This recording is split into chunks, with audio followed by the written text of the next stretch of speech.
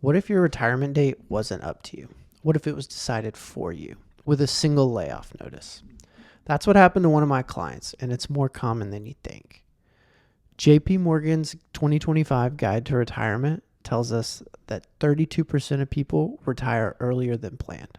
Put another way, about 1/3 of workers do not get to their preferred retirement date, and the number one reason, they were laid off. Retiring today is becoming less about walking away on your own terms when you see fit. It's more about change coming before you may be ready.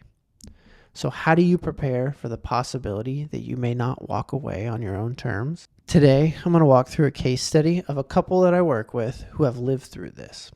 What happens when you receive a layoff notice at 56 when you were planning to work until 60?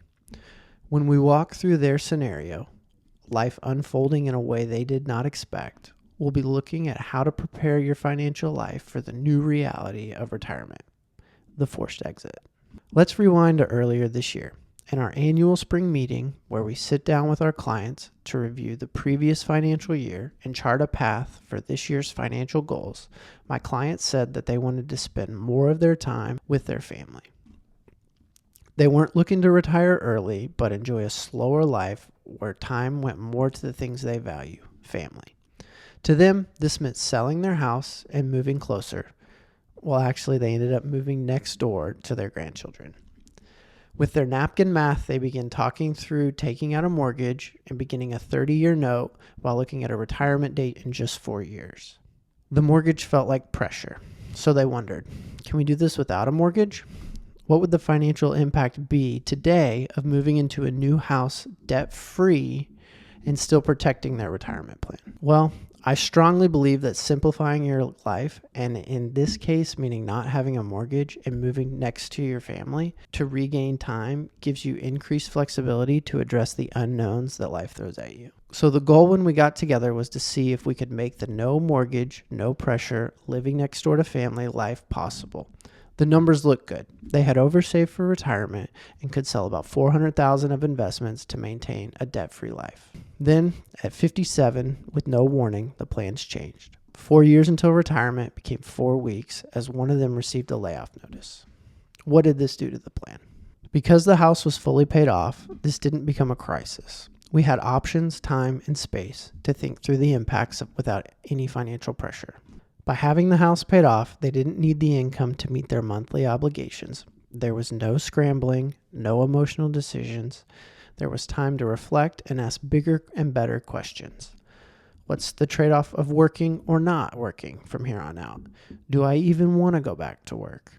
See, by having margin in their financial life, the conversation shifted from what do we have to do to survive to how do we take this situation and focus our life on what we want it to be.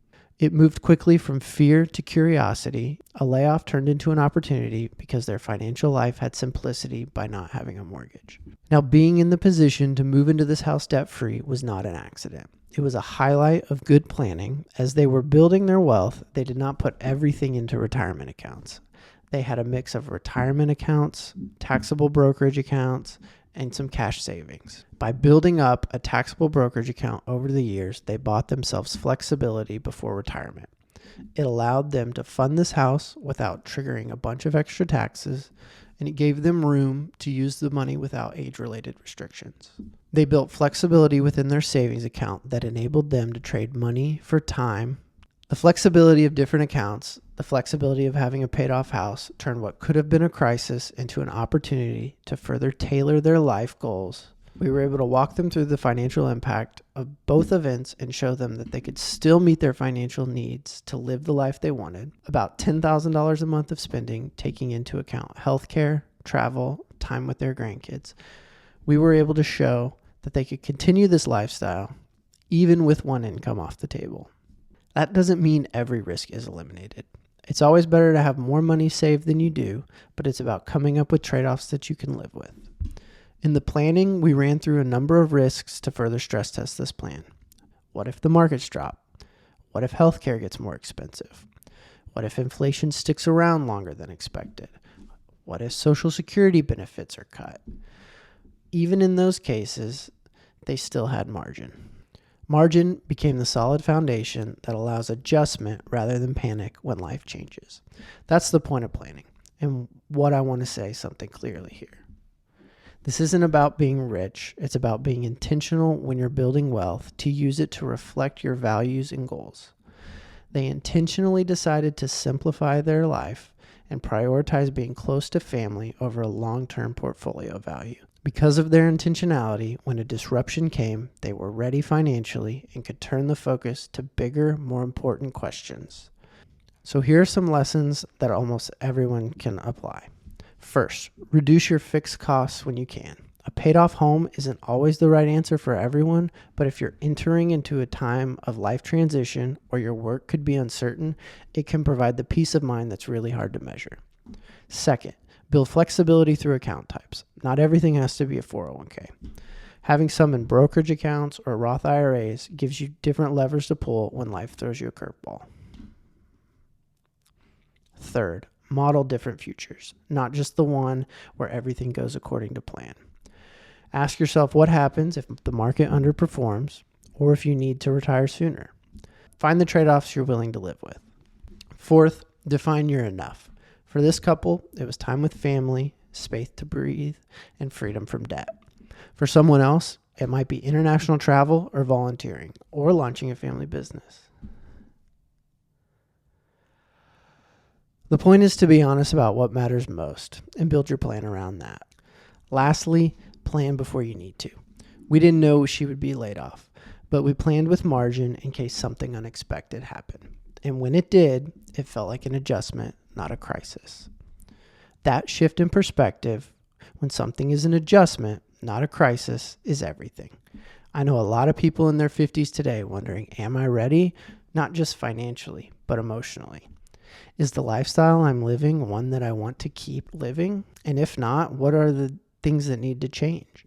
That's where financial planning becomes more than just math. It becomes about design and shaping a life that feels aligned with your values.